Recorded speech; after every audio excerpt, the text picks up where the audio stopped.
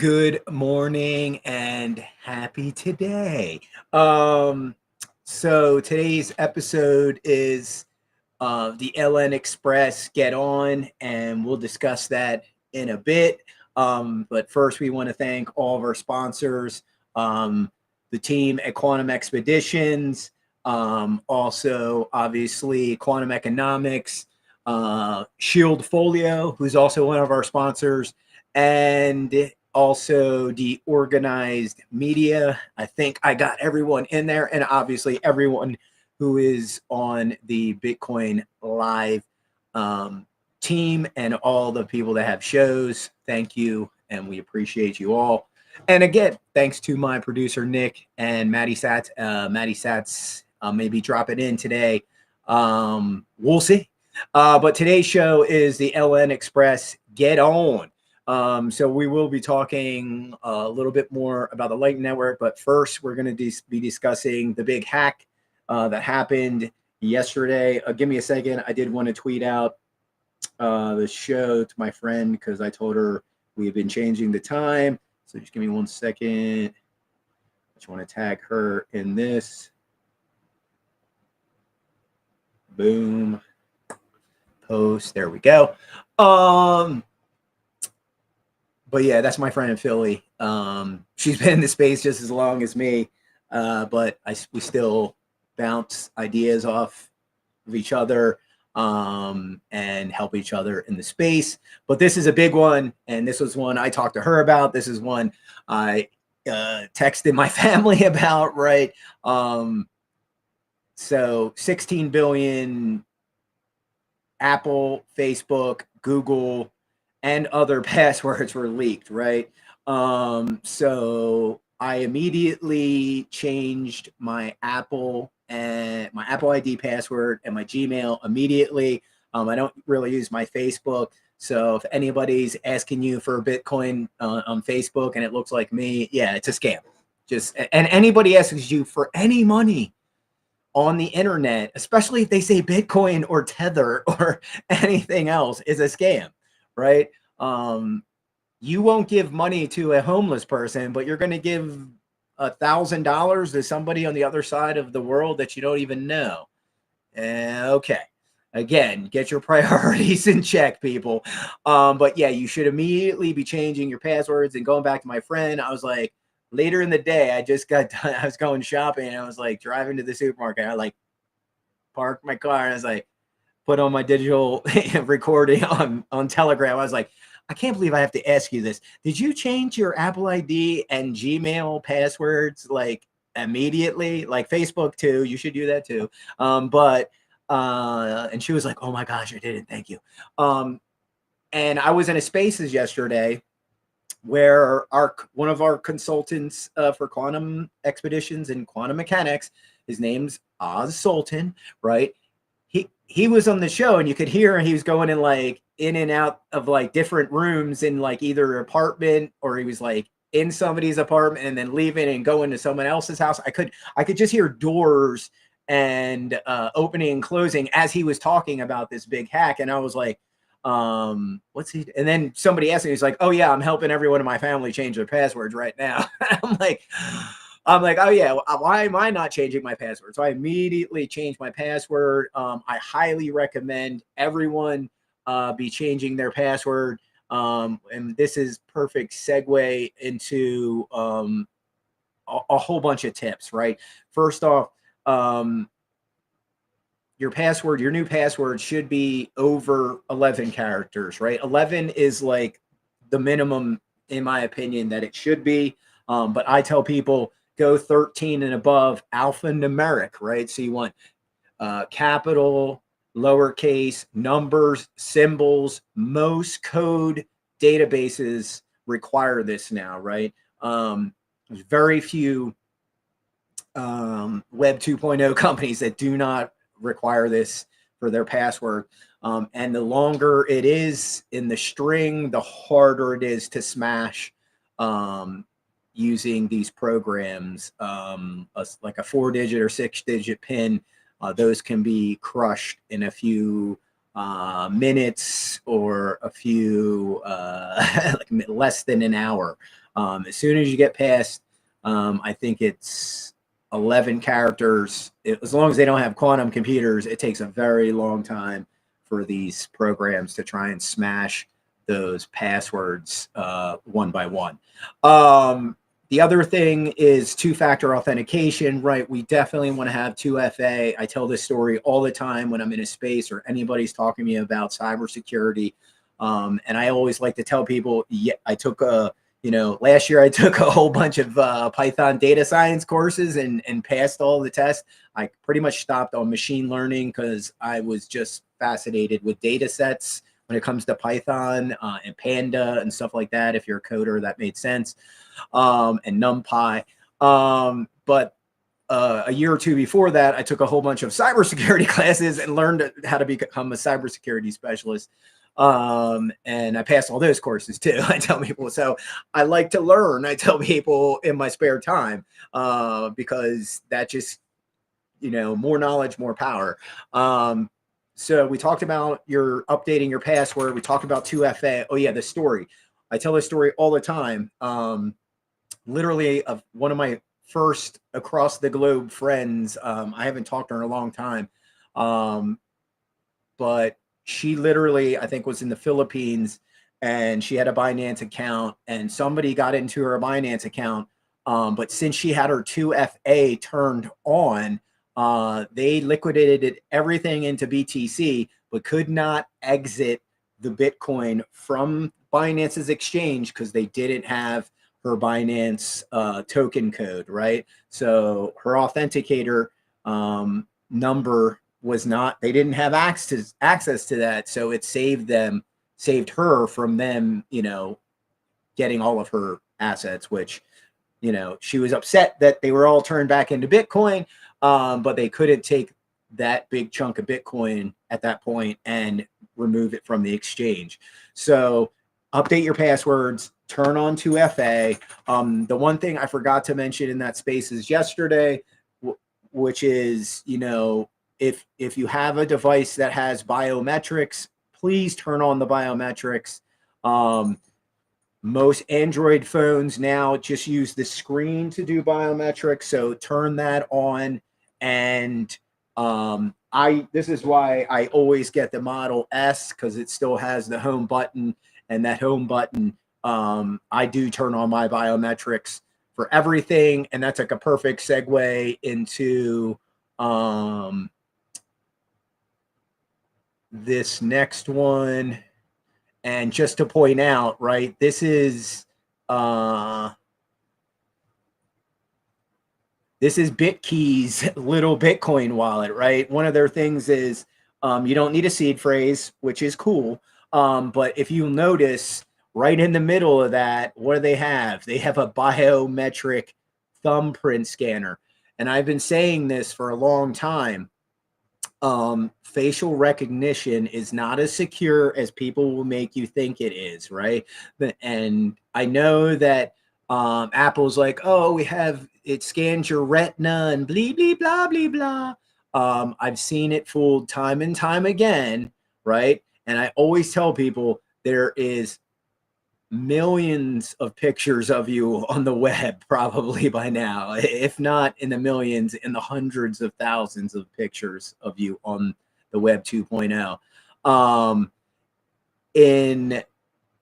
Hold on one second, I just want to flip back.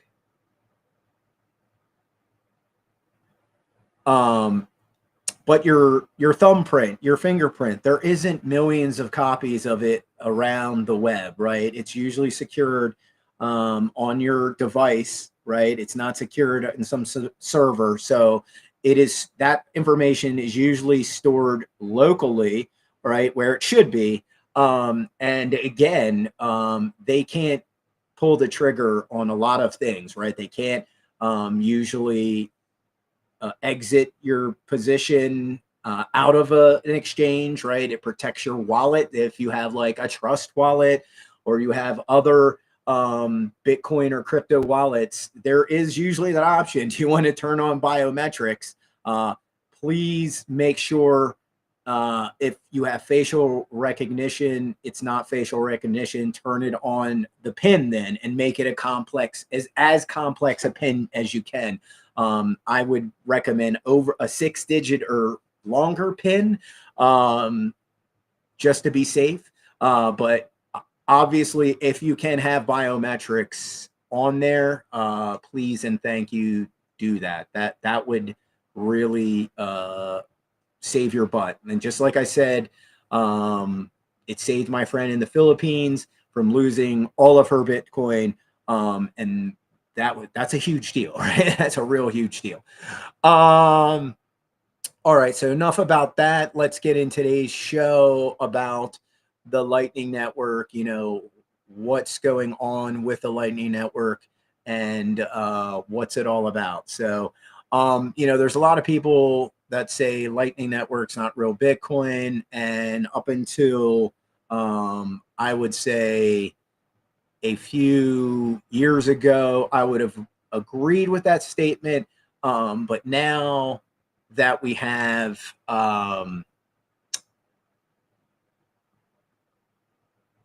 the wallets that we do out there, especially the Aqua wallet. I know I rave about the Aqua wallet, and that's because it's the only wallet that I pretty much, it was a few years ago, I was like, as soon as somebody figures out how to just peg Bitcoin on and off chain right in the same wallet, that wallet is going to take over. I tell people, right? So what does that mean, right?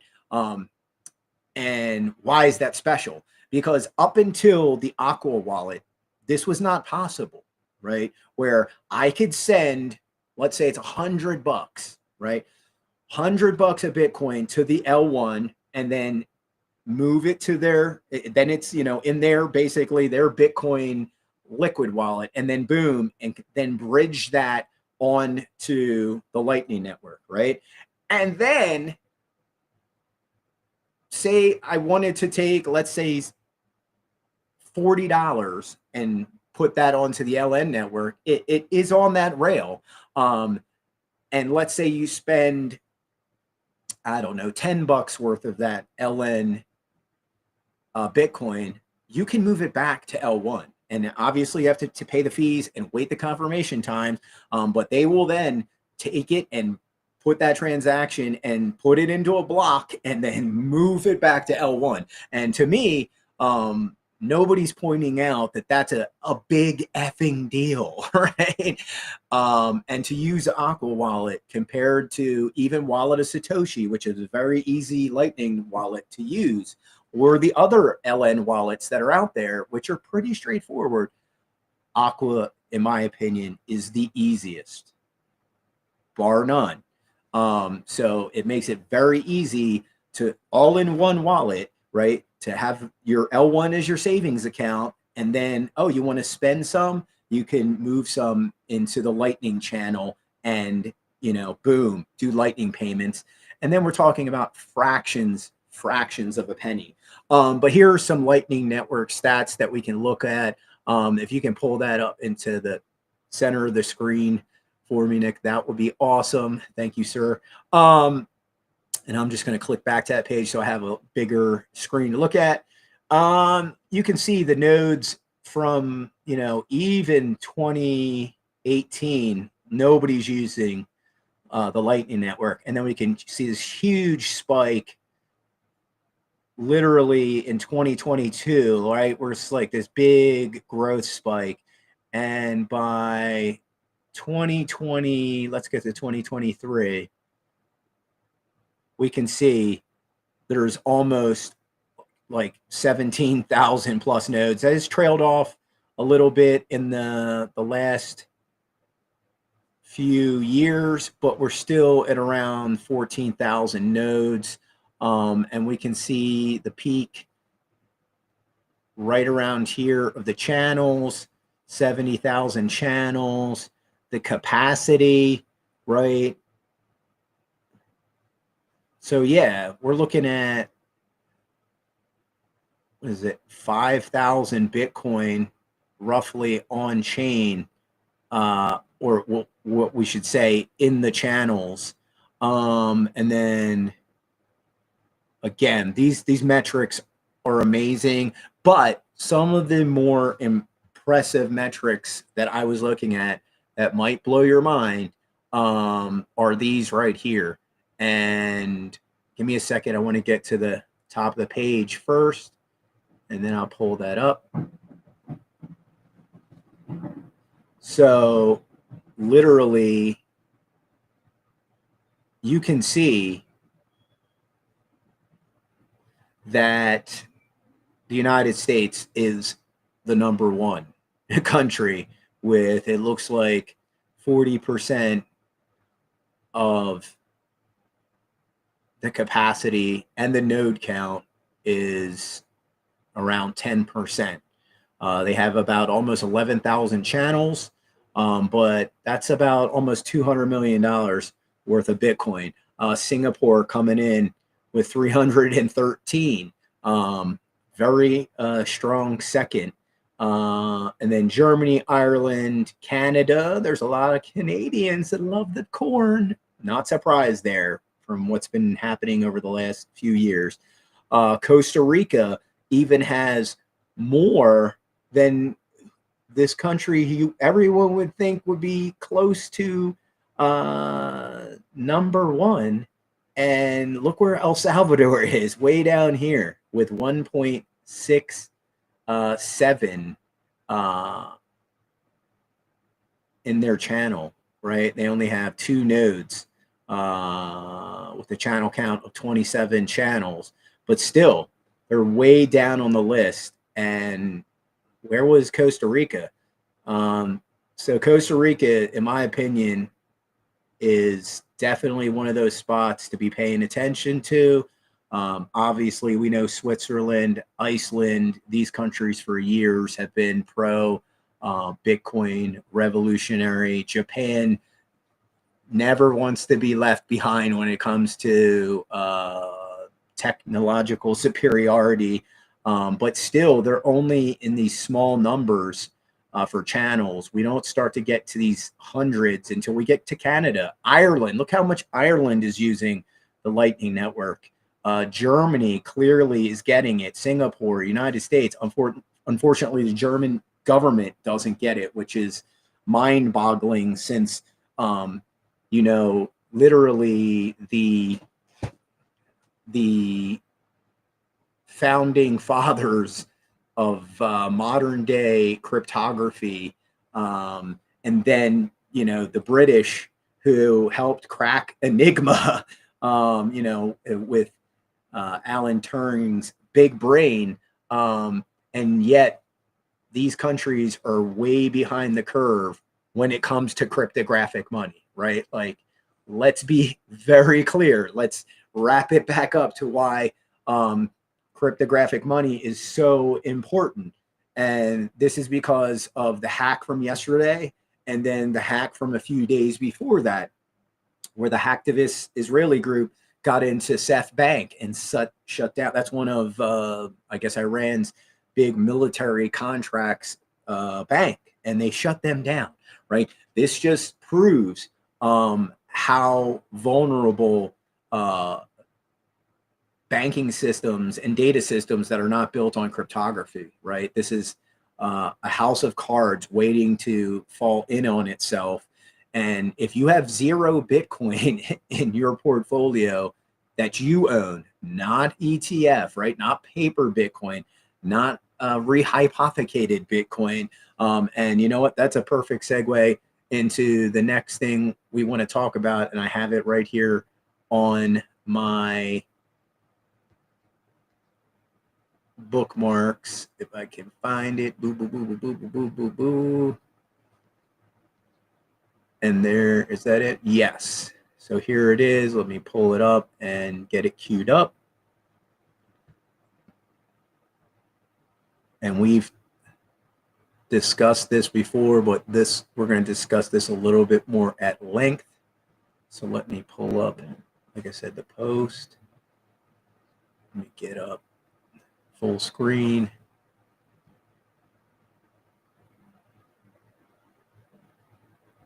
Absolutely. There's no doubt in my mind that Bitcoin will become known as the most pristine form of collateral in the world. And at People's Reserve, we believe it goes even further than that. We believe that we're going to see a true free market internet economy yield curve. Forget about the federal funds rate and the traditional yield curve that uses stated rates and anchor rates. So in other words, Bitcoin are risk-free borrowers, and the risk-free rate of return will be Bitcoin-powered financial products. It's no longer going to be governments who have the power of the printer who establish the risk-free rate. Just because somebody can print money and pay it to you doesn't mean it's risk-free. And that wasn't as clear before COVID, but as you said, there's been massive dilution of the cash equivalent of the treasury debt since then. And what we've seen is that if you hold, like if you lend your money to the government, they give you a cash equivalent, right? They give you a treasury bill, note, or bond. Over time, that bill, note, or bond is actually actively diluted.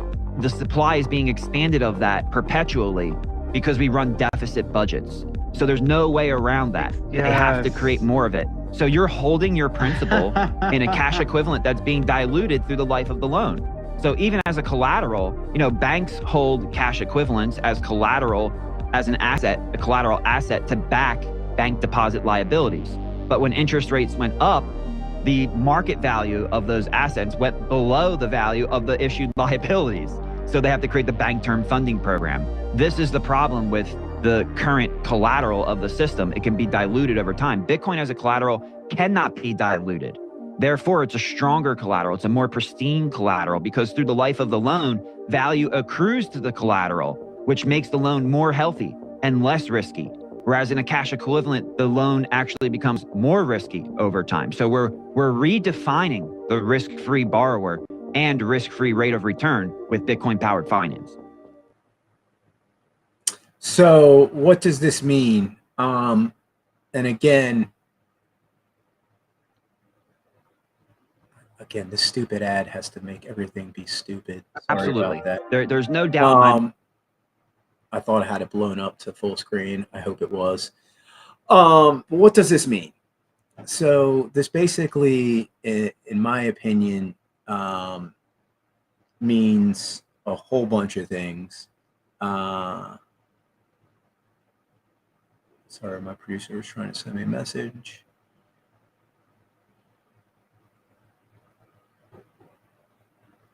Oh, no worries.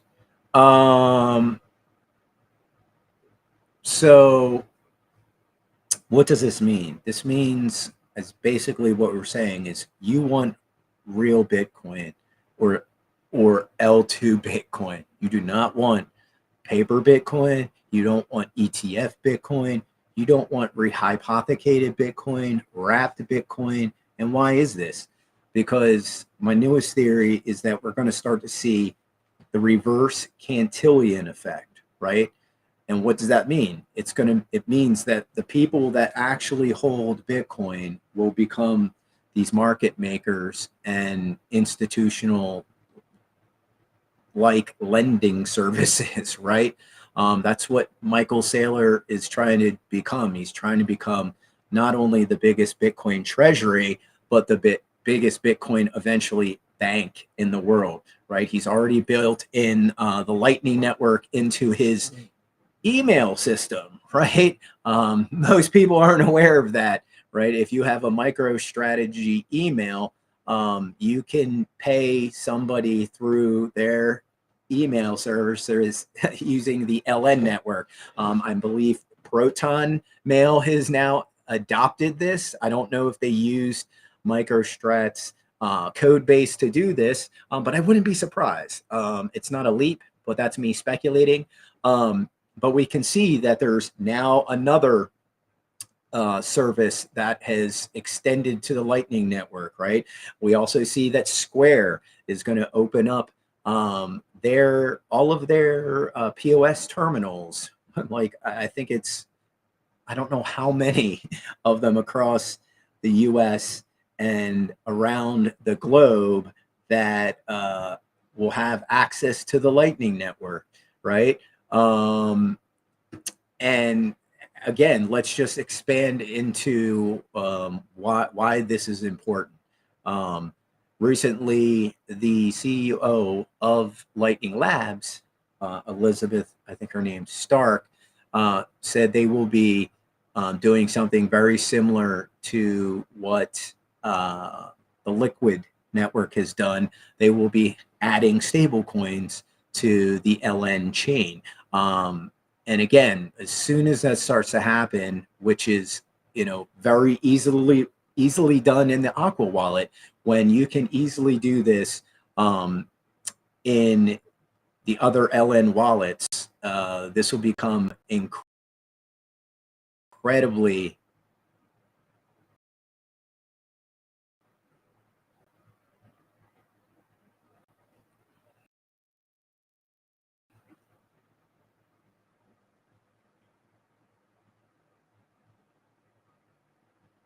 Okay. Yeah, I know we're losing some signal. Give me a second. I'm going to get a backup plan for that really quickly. Do, do, do, do, do, do, do, do. I'm going to switch networks. Yeah, that's probably you saying, yeah, yeah. I fell off. Give me a sec. I'm going to switch Wi-Fi networks. Give me one sec.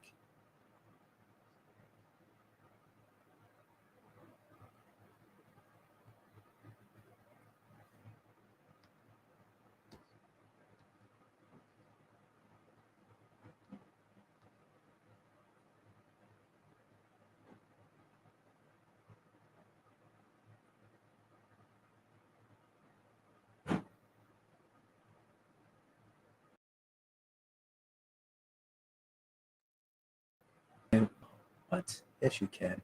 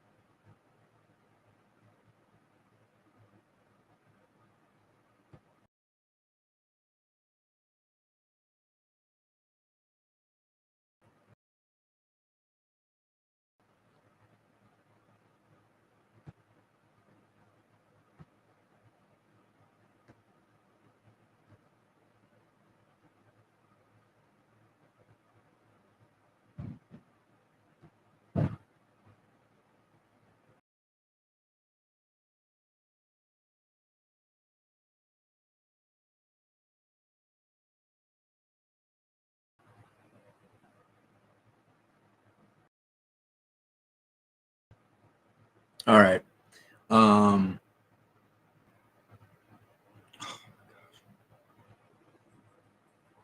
Again, I can click. Never mind. I hope we're back and we're okay. We were discussing the Lightning Network and how I see so many things being built. Okay, good. Around that now, right? And clearly, if the LN network is going to be adding stable coins, we're going to see trillions of dollars fall into that network. And what does that mean? Well, I started to have a discussion with chat about, what networks are compatible with LN. And here's some of that. Let me pull that up. So as we can see, obviously Bitcoin is compatible with LN. Litecoin, partially compatible. It can be implemented. It does use the same protocol specs because obviously it used SegWit and Bitcoin's code base. It's a little bit different and not interoperable with directly, but that's about to change greatly as well. Dogecoin's been experimenting. Obviously, we talked about the Liquid network. Rootstock is basically a Bitcoin EVM side chain. And then somebody didn't believe me when I was talking about the Litecoin network, not Lightning, Litecoin network specs, and I pulled those up from last year because somebody was not believing what I was saying. And we discussed this before, I want to say like 3 or 4 episodes ago, where Bitcoin, or Litecoin rather, did about 608 payments processed off BitPay servers. Obviously, this is BitPay, through BitPay, but it was the top one, accounting for more than 30% of all payments, and then it's sometimes over 40% of all transactions. And then let's see, I got down here and I said, I asked chat, is LTC the most L1 payment rail? And then yes, as of the most recent data from 2024 to 25, Litecoin is the most used L1. And those same stats came up, 30 to 40% of all transactions in 2024 outperformed Bitcoin. Over 200,000 LTC payments processed in 2024. And people are like, well, why is it pumping to the moon? Well, there's a whole bunch of very similar things that happened when Bitcoin, a lot of money started moving onto the Lightning Network, and that data can't be tracked. Well, there's a lot of money moving onto MWeb, and that data isn't very easily trackable because, right, that's how you do private transactions on Lightning, on the Litecoin network, using MWeb, as it's called, is the short term version. And there's a couple wallets that you can do this now. There's the Nexus wallet, which is the Litecoin Foundation's wallet. And then there's also Cake wallet, which has a native MWeb wallet built in. So you can take some of your Litecoin and just convert it right into, I think in Cake wallet, they call it like MWeb dollars or something like that. And I just opened the Nexus wallet the other day to check it out. So I'm not too familiar how it works in there, but I would think it's natively built into their wallet as well. So again, why is this important? Because Litecoin is now working on their own virtual machine. And when it's done, it'll make Litecoin compatible with Bitcoin, Monero, Ethereum, pretty much everything. It becomes the bridge of all bridges, right? And that is a very big deal. And it's another reason why its prices remain between like 80 and 100, because people use it on a daily basis all the time. Bitcoin is used more as a store of value. This is a fact. We know this. And it will continue to have that moniker for some time. It's only the money that's in the Lightning Network channels that is moving super fast, right? And that brings me to this other metric that I was looking at the other day, which I've seen a couple of times, this infographic that I've seen several times running around the web. And this time I made sure I saved it. Oh my gosh, I hate that, dude. I hate that. I hate that. Dude, can you guys make your damn laptop version identical to your mobile version? Oh, it's so annoying that the bookmarks is not a priority on the laptop version as it is in the mobile version. Hello, X devs, are you listening? Yeah, you need to work on that. Oh, it's so annoying. Anywho, because I just lost where exactly I was, and I'm like scrolling. I'm like, oh, this isn't my bookmarks, it's my feed again. Oh, okay. Thanks. Anywho, let's get to where I was going. I've seen this infographic bouncing around many times. And if you see this number, that's a huge number, y'all. It's almost more than Visa and MasterCard combined. So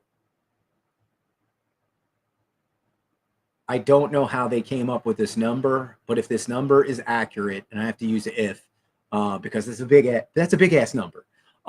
If that number is accurate, we can extrapolate a few things, right? One is, let's go to this tab. Bitcoin roughly is doing, as you can see up here, on a daily 12 billion $12 billion worth of transactions daily. So let's just round that down, because there is some days where you can see this chart's is got a little bit of a curve in it. So it does go to below 10 billion a few times. So let's just say the average is around 10 billion per day.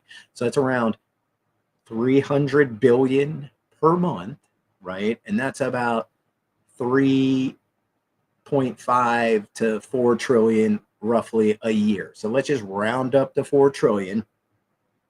Now, if that's 4 trillion, right?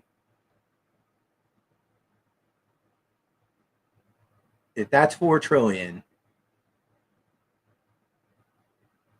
then where's the other 42 trillion coming from, right? And the only thing I can think of is, obviously there's a big chunk done OTC. I'm sure that's a big chunk. I don't know what that chunk is, but then there's a huge chunk that's being done on the Lightning networks, right? And I don't know how big that number is, but clearly, if it's doing 46 trillion, you need to be paying attention, America, right? You have to be waking up. Where people say it's not scalable, this is not the case, because there's still a lot of people that use L1 on a daily, and there's still a lot of people, as we just saw, a lot of people in the US and Europe using L2, and then those numbers are growing in all the first, second, and third world countries that are starting to understand why this is the most important thing since, literally the invention of paper money, which was about 800 plus years ago as a national currency. And that's what most people don't realize. Paper money is an ancient technology. Ancient. Bitcoin is the future of money. But at a certain point, when it absorbs, I think, like I said in the last video or so, yes, correct. But Genghis Khan made it a national currency, or was it Kubla? I always get the two mixed up. And his one son in between, was it Ogaday? Yeah, most people don't know about Ogaday. Like, there's an awesome special on the Mongolian Empire on Nat Geo. Highly recommend it. But Ogaday was even more expansive in his territorial search and dreams as his father was. But Ogaday was a big, one of the big Khans, and he always gets skipped over between Chinggis and Kublai Khan. But Ogaday was a tough ass dude by far. Anyway, that's your little Mongolian history. But yes, the Mongolians were the first to make paper money a unified thing. And why that we can, connect that to today's times, right, is that the one thing the Mongolians, even though they were very ruthless when you might have killed an envoy or not followed their instructions and slaughtered a whole town, they did make the Silk Road very safe for their vendors and people traveling and purveyors, right? People who were also, importers who would buy along that chain and then take it back to their respective countries. And the Silk Road is what made Bitcoin famous, right? So there's all these underlying themes that we can see, but Bitcoin is the future, and Lightning Network is very important. The people that still write off the Lightning Network, you need to wake up and be paying attention. Again, creating an LN invoice used to be a nightmare. Now it's like a little button. You put in the amount of sats, it generates the invoice. You paste that into copy, paste, done. It's that easy now. It's not super complicated. Where there was glitches in the early Lightning wallets where if you messed up the invoice because it was too long and it wouldn't copy and paste correctly, bad things could happen. These glitches still exist in some older LN databases, but they've been kind of worked out. And like I said, the newer Lightning wallets are much easier to use. So I do advise people to try one of these newer Lightning wallets. And if you're just a maxi, you should have a whole bunch of sats in your cold storage. But if you want to spend it, you should have it in a Lightning wallet. Why? Again, if Bitcoin goes to $1.2 million in a month, why would you think about spending any of those sats on L1? It would be insane, right? You're going to be like, sure, I'm going to buy this $50 something down in El Salvador on L1. And it's like, oh, it's $50 in Litecoin. And then the transaction fee is, $12. You're like, what? No, you're not going to do that. And, or it could be even higher, right? It could be $50 or even higher. Right. A few months ago, I accidentally sent Bitcoin to, I forget where it was, and I used L1. And they took a chunk, man. They took a big chunk. It was, I want to say it was like 30 or $40. It was a big chunk of Satoshis. And you don't want that happening, right? That was my first. Oh, I should have used LN instead of the L1. Oh, that hurt. But, somebody, one of the miners or one of the nodes got a nice chunk that day. They were happy. But yeah, you're not going to want to do that when Bitcoin does make its big move, because it's happening, right? Like nobody can stop it now. We're on the precipice of World War III, and Bitcoin's like,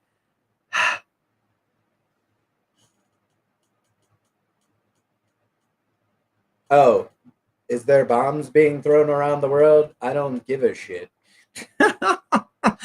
Because that's exactly how Bitcoin feels. It has no emotions. Remember, it's the first artificially intelligent ecosystem that reacts based on power movements on the network. That's what it does. It doesn't move to your political whims. If you're going to dump, it will react to that. But let's get to that. I was going to send out red alerts the other day about the hash power taking a massive dipsy doodle. But I was like, it's either going to go lower or it's just going to rebound right back up. Oh, guess what it did? It just rebounded right back up to a zettahash. So let me pull up that tab and then we'll zoom in on a day. Boom. And we can see here we are. Boop. Over a zettahash again. Let's look at it on the weekly time frame. Let's look at it on a monthly time frame. Let's look at it a 3-month time frame.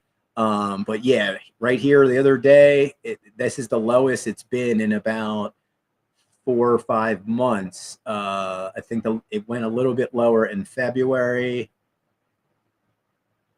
If I zoom out to a 6-month chart, yeah, I think here's the day, like 700 exahash is 701, February 5th. But just the other day it was like 732.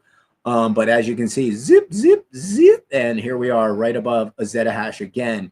And if we zoom out to a 1-year chart, you can see we have all of this pressure building and building. Bitcoin is about to just start hovering in the 1.15 to 1.25, maybe even 1.3 zettahashes. And that's where it's going to start to lock in and stay. Maybe it goes to 1.5 or higher, but I think it's going to start to lock in the zettahash zone.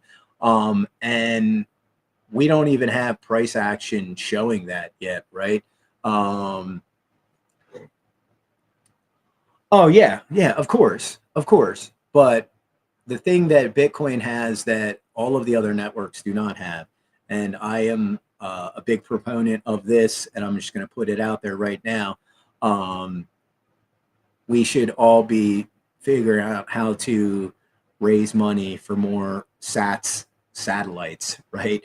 I'm pretty sure Blockstream has, I think it's like 3 or 4 up there running, but there should be some LN node satellites as well, right? We should be having at least a dozen Bitcoin satellites in orbit by now, right? We should have like at least 7 running the L1 network and like 5 or 6, running LN nodes, just to protect us from these types of events. And it should be more, right? It should be closer to 50. So anybody should be able to do a transaction anywhere in the world using the LN network, if you have a sat phone connection, right? And that's another thing that makes Bitcoin even more powerful than every other asset out there, right? Even if we had issues with the internet, which is very plausible in these types of scenarios, Bitcoin can be sent using CB radio frequencies, right? All it takes is you get a ham radio, and you have to obviously get a ham radio's operator's permit, but it's a lot easier than it was, 20, 30 years ago. And now they're like this big versus, these big old ham radios. And you get a few pieces of hardware and you can, locally send, Bitcoin from one ham radio to another. And I've seen it done. It sounds a lot more complicated than it is. You obviously do have to have backup power, and you do have to have the applications running on your phone, and then have to have the ham radio and the repeater. But if you have these things, Bitcoin can be sent during times when there is no actual internet, right? And there is companies in Africa that have figured out how to use Bitcoin-like currencies just through MSM, and there's companies that figure out how to use Bitcoin just through, not MSN, SMS, so standard messaging services, right? So as these other applications get built out and the Lightning Network grows, I just see more and more capital moving to always to the fastest networks, right? The fastest, cheapest, most decentralized, and that's Bitcoin and Litecoin. I know people don't like to hear that, but metrics matter. We just saw that Litecoin for the last, 2 or 3 years running is the number one L1 used for payment processing.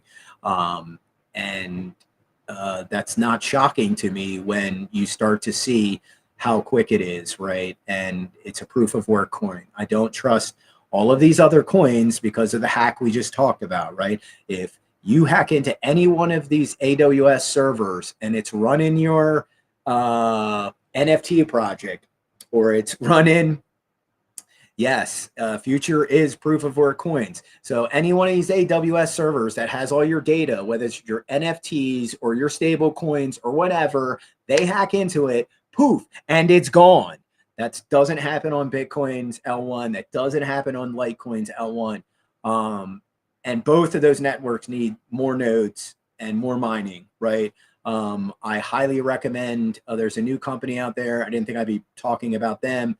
They're called Luxfolio. They are the first Litecoin treasury company that exists in the world, and they are very serious about building up a massive position of Litecoin. I literally tagged them on something the other day. I was like, hey, y'all hiring? Because the biggest hole that I see with all these Bitcoin treasury companies is that most of them don't own any mining equipment or have any shares in a mining company. And that's a big no-no in my book. So Luxfolio, again, I will remind you, you should be looking to start building Litecoin operations off grid. Yes. just going to bring up the Genius Act. It did pass the Senate the other day, and again, why stablecoin legislation is important, because I've been saying for a few years the SEC under Gary Gensler treated many of these stablecoin derivatives as securities, and once this Genius Act gets passed, we have a lot more guidelines and frameworks that make a lot of these stablecoins not securities, and that just gives the groundwork and support for all of these assets that will absorb most of the value that's out there, right? I know a lot of this will end up in stablecoins, but until a few of these companies build their unstable coin, I'm not interested, right? Because the unstable coin is Bitcoin. The unstable coin is Litecoin.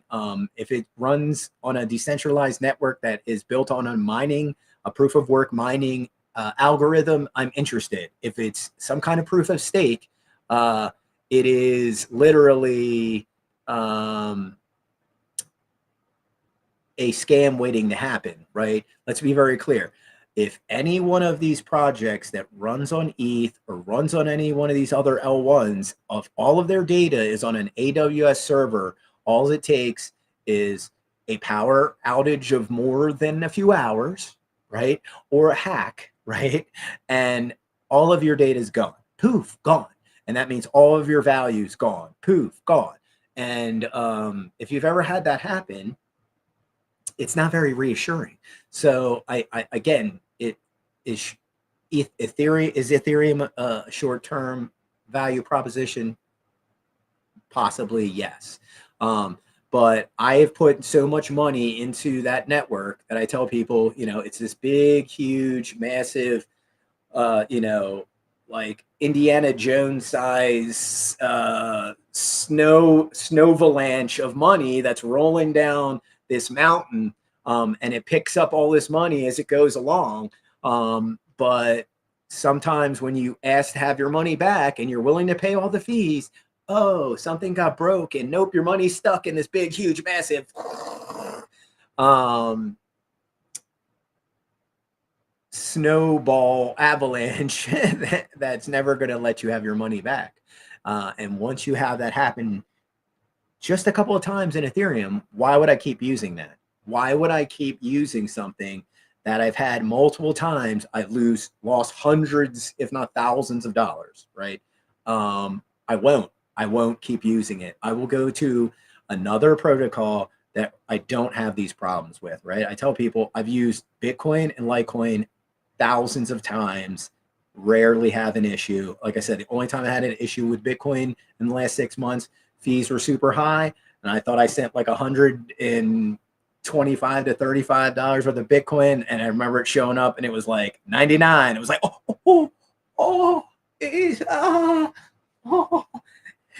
it's the big one. There's my Sanford and Sons reference. If you've never watched Red Fox, please and thank you. You will thank me. Go watch some Sanford and Son reruns. You will laugh your ass off. If you're a sensitive person, do not watch Sanford and Son. But yes, the Genius Act and the MICA, again, all of this is coming to fruition, right? Where we're starting to see all these internet companies and all these companies adopt a Bitcoin strategy, whether it's they're going to start accepting Bitcoin, whether it's, Square and Cash App, Uber, Shopify, right? All of these companies will probably adopt the Coinbase API to take in crypto, which is a very simple step until they develop their own systems, like I know Walmart is, and a few other companies that have their own developmental teams just for their POS systems, like Steak and Shake. They figured out Lightning payments in what, a week? This is how easy it is, right? There's people in, the middle of nowhere, Nigeria, right? They're in the market and they're like, yeah, I take this local paper currency, which could be one of three, which is dollars, probably French shillings, and there's probably like a local crap paper currency as well, or Bitcoin. I'll take the Bitcoin. Trust me. They'll always say they prefer Bitcoin over all of that other shitty paper money, because that paper money keeps doing this. And as we get back to that clip we just watched, this is why you shouldn't own paper versions of Bitcoin or rehypothecated Bitcoin, because they will keep devaluing your position, right? The ETFs can add more ETF, right? The MicroStrategy can issue more MicroStrategies, right? They can do that, and they're already, have three instruments. What is it? Strike, Stride, and they have three different forms of bonds that you can buy from them. They can issue more debt, right? and it dilutes all of that stuff. So you should be holding the L1 or L2 only Bitcoin. Again, I don't know how many times I see all these KOL people on Bitcoin. I'm just holding the ETF now. Stupid. I'm just going to buy MicroStrat. Stupid. You are. When they literally do when MicroStrat does a stock split in about a year or so, and the stock's at like 500 or 600 or maybe even closer to 1,000, and they do a stock split and it goes, whoo, in a week, the price goes right back down to the median. You'll remember this, right? When IBIT says, oh, we're going to extend our ETF, so we're going to add shares. I think it's called an ETF add on, if I'm not mistaken. You will see your position, your ETF, be riding high, and they go down again. It's already happening with MicroStrategy. Bitcoin's hovering over 110, and all these people holding MicroStrat are like, why is my stock not going up? Because it's already done that. The new kid on the block is MetaPlanet, right? They went from, I don't even know how much, like $400 or $500 a share to just the other day, $1,200. Let me go back through the feed so we can just go review some of my other bookmarks. Oh yeah, Angel Studios. Holy moly, they bought some Bitcoin, right? They bought 300 BTC. Again, wink, wink.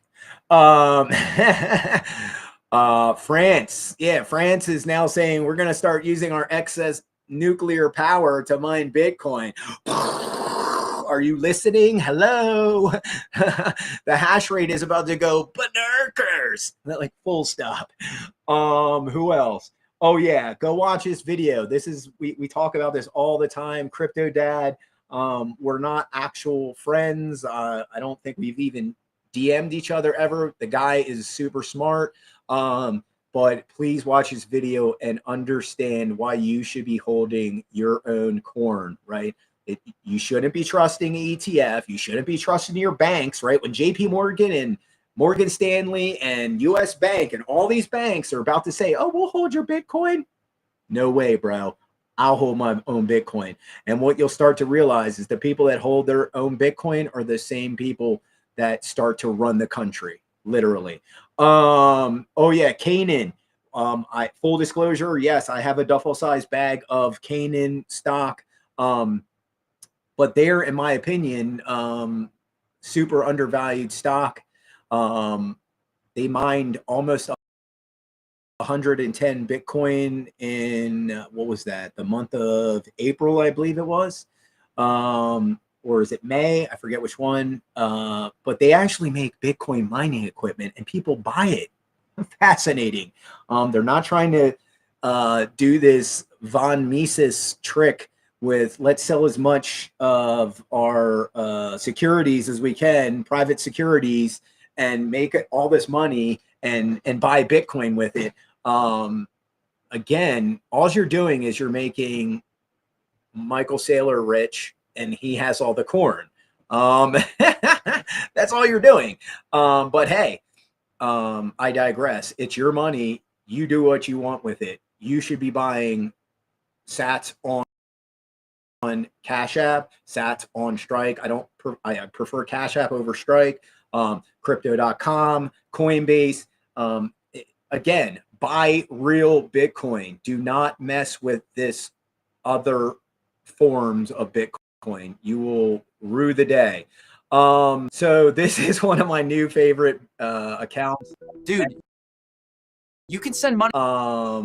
But let me see if I can pull it up. And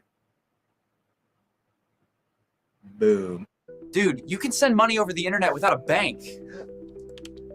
Dude, Bitcoin's a scam. It's decentralized. No CEO. It's freedom money. Isn't that what drug dealers use? You can hold your own money and no one can freeze it. Bitcoin's still a thing? This is just the beginning. It's a bubble. I'm not buying that. Bro, Verbi, 21 million. Bro. Didn't China ban it again? Bitcoin just hit $100,000. To get in now. Yeah, again, you're never too late, right? Dude, you can send money. You're never too late. You're never too late. Remember that. You're never too late. Give me a sec, because there's a few more.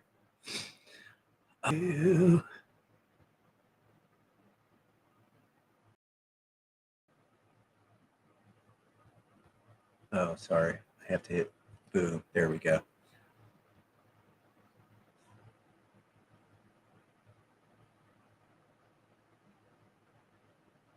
It's a great question. I think from our lens, it's a very, what I'm going to say is going to be very simple. Executing it is extremely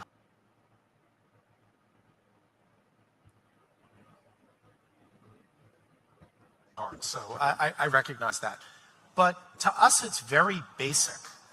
You basically have a new set of exposures. The real utility in Unlock is to be able to put them in the whole portfolio. And interestingly enough, I think you could turn the telescope around also and say, ultimately, how do you put these capital markets exposures in digital wallets? And how do you go? So if you think about the bridge strategy of this alternate digital asset universe and bringing it to the capital markets, I think it's naive to assume, and this doesn't have to be in a month, but if you look out over time, it's naive to assume that you don't also have to think through how do you bring the traditional capital markets to this alternative universe. And I think both connection points will define the next decade. I couldn't agree more. And the best example of it, by the way, was the ETFs. So we got all thrown a curveball in the last minute. There were no in-kind creates. And so we were forced to try and figure out how to make old world meet new world, right? And so hopefully in the next version thereof, we're going to have more of a synthesis of those two things. So yeah, you're spot on. I agree with that. So yeah, and again, I've been saying this for, right? The traditional assets are going to all be absorbed by a couple of networks, right? And obviously Bitcoin is one of those networks. I do think the Lightning Network becomes very, very important. And I do think Litecoin, if you've looked at some of the papers that are out there by the World Bank and the IMF and a few other entities, the ECB, they've already recognized a handful of these cryptos that will potentially be leading the forefront, right? Solana, XLM, XRP. Litecoin was on that list. Bitcoin, I don't think, made that list, but they don't know how this stuff works, right? Let's be very clear. All of those alternate networks have downtime, right? They have downtime and they have issues, right? Whether it's bugs or compatibility, etc. Again, most of those centralized L1s, let's just use Solana as an example, they're exactly like one of these Ethereum knockoffs that if AWS gets hacked and they just delete everything, boom, it's gone. Poof, it's gone, right? Everything's gone. If it's not on a decentralized network like Bitcoin, where there's, I think, about, I want to say 15 to 20,000 nodes across the globe, or like Litecoin that has like 8 to 10,000 nodes across the globe, all of that information is lost and you have to start over from zero, right? That is not the case with the decentralized system. And let's be very clear, decentralized networks are not new, right? Our postal system is very decentralized. Our mobile communications networks are very decentralized. Just think if there was one cell tower in your town and like 5 million people and it went down, oh, you'd have a shitty ass day, right? So there's lots of things that already use these decentralized models, and they are far superior to centralized systems when this happens, right? There's the Adams group of Canada, right? They were one of the biggest internet and telecom companies in Canada, and they went down, and they are integral into their emergency services. So their police, their fire, their EMTs all run through their network, that network, and it went down. Yeah. Canada, did you learn your valuable lesson of why you shouldn't do that? Yeah, it's the same reason there's mobile cell phone towers everywhere, because if all the traffic starts to go through just one or two of these cell tower nodes, it just creates just buffering, right? Because the bandwidth is all used up and nothing starts to work, right? This is why a decentralized monetary system is crucial. We time and time again, the hackers are loose. They are starting to get it deeper and deeper into these systems, and it just proves why we have to have a decentralized cryptographic money system. And this is why all data becomes cryptographically based. Let's get back over to this one here, and I just got a few more, and we're going to wrap it up.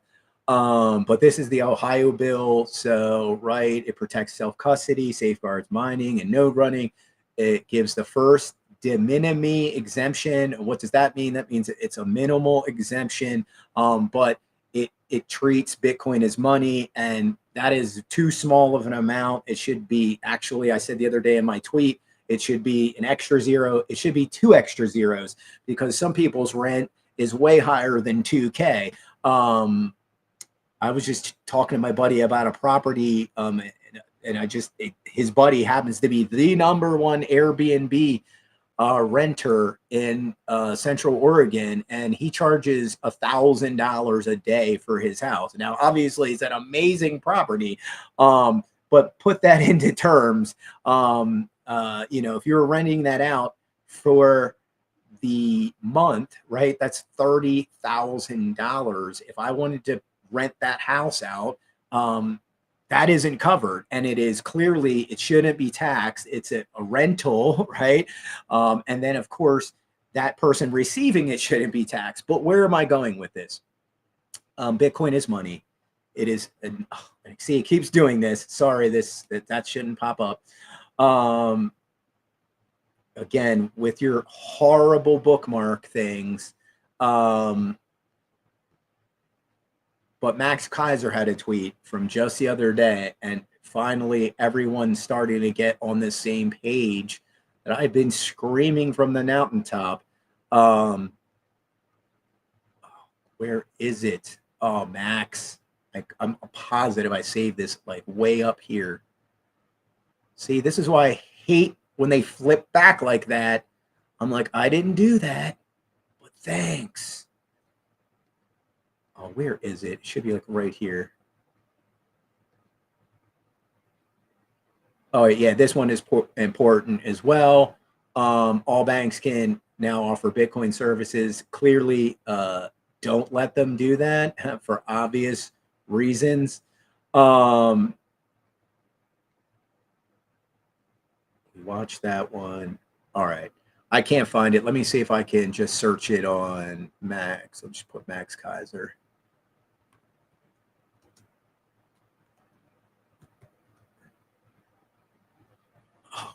Look how many knockoffs there are. Oh, Max, holy moly. Luckily, the blue check mark does help a little.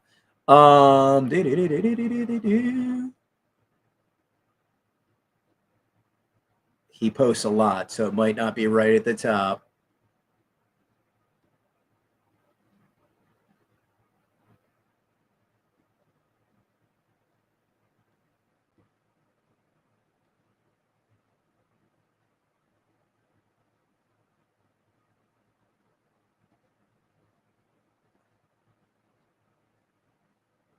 Oh, I'm sorry. Where's that?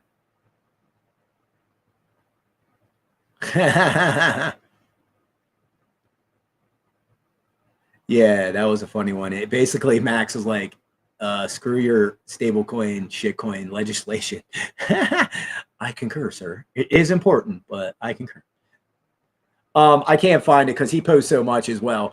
But basically his tweet was, yeah, thank you. Yeah, $200 is a joke. Bitcoin is money, and since it is money, you can't tax a spendable asset, a liquid asset like that, right? So if you go to buy something, if there's a sales tax on it, yes, it shouldn't be an actual a taxable event, as it's called, right? Like where I have to file paperwork. No. It's money. Money is not taxable. Stop it. $200. Thank you, Ohio. Great start. You can go, take out half your family for dinner on Bitcoin's dime. But it should be well over 200. It should be somewhere between 1,000 and 10,000, right? Because some people's rent is closer to the 10,000. Some people's rent is closer to the 1,000, but it should definitely be at least 1 0, if not 2 zeros added onto that. But it's progress, right? I've been saying that it's money since 2019 and saying it's a non-taxable event. I don't care what these people are saying. Study law, study history. And we're at the point where Bitcoin is code, right? And we do have our rights in the Constitution that protects our freedom of speech, right? And since our freedom of speech is protected, right, and code is a language, if you go by Oxford's definition of how language is adopted, it's if it's used X amount in a certain time frame, then it's added to the lexicon, right? Well, Bitcoin has been adopted, right? Python has been added to the lexicon for some time. It's the biggest code base that is used right now, has some of the most devs in the world. And literally, it is money. All the community agrees that it's money. Now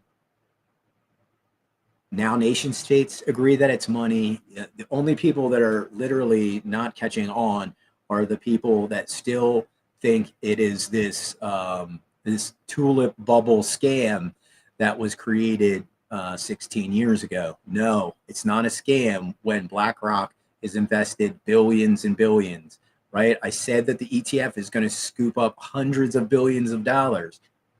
We're there. We have nation states from Pakistan to Bhutan to Bhutan to France to Russia to South Africa to El Salvador to the United States to Canada to Germany. Everyone around the globe who understands cybersecurity and technology understand that Bitcoin is the greatest invention in the last 500 years, right? Since Gutenberg's printing press, right? That was the last great information disseminator. And then the internet. Bitcoin's more important than the internet. And once you figure that out, you're heading in the right direction. And on that note, we'll wrap it up. Today's episode is called the Ellen Express Get On. As you can clearly see, most of the money in the Bitcoin arena is moving towards the fastest channel, and that is the Lightning Network. I want to thank our sponsors, Quantum Economics, Quantum Expeditions, the team at Bitcoin Live, obviously the Organized Media, and Shield Folio. And Maddie couldn't stop in. He had some business to take care of. He will be here next episode. And as always, I want to thank my producer, Nick. He is the man. And that's all we got. Peace.